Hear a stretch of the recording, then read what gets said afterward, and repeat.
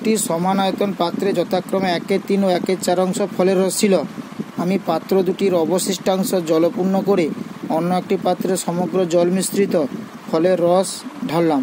নতুন পাত্রে ফলের রস ও জলের পরিমাণের অনুপাত কত হবে হিসেব করে লিখি। তাহলে আমি কি করেছি, মনে করি প্রতিটি পাত্রের আয়তন কত, 1 অংশ।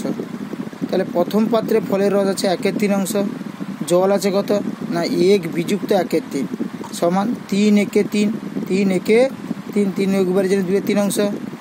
দ্বিতীয় পাত্রে ফলের রস আছে কত 1/4 অংশ, জল আছে কত 1 বিযুক্ত 1/4, 4 একে 4, 4 একবারে বেরোলে 3/4 অংশ।